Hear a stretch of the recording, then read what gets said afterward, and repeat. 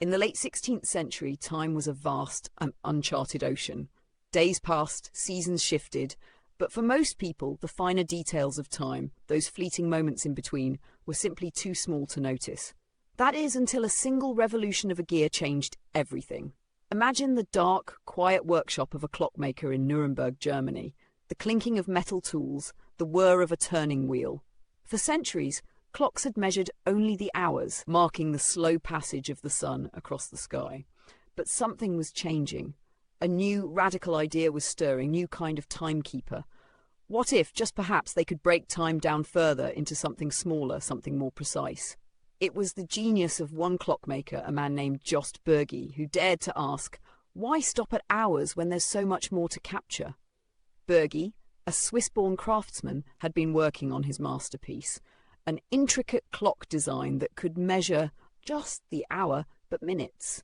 Imagine the audacity of it, breaking down time into fragments so small, so fleeting, they seemed almost unreal. But he saw it as the next frontier, the key to unlocking a new world of precision, of understanding the rhythm of life itself.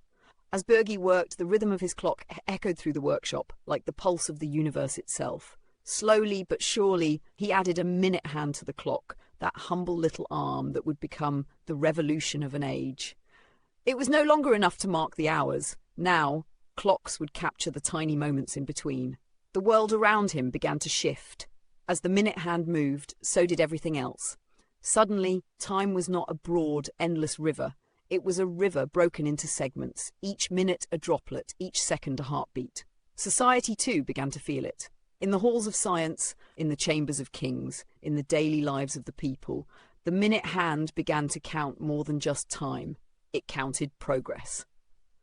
But the true power of this new timekeeping was still a mystery to most. It would take centuries for clocks to become ubiquitous, for every house to have one on its wall, marking the minute like a ticking reminder of progress.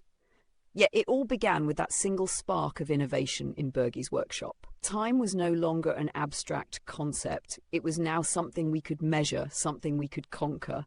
And so as the gears turned, the world turned with them. If you found this story fascinating, make sure to like, share, and subscribe for more gripping tales from history. Leave a comment and let us know, how would you have felt if you were the first person to see a minute hand on a clock?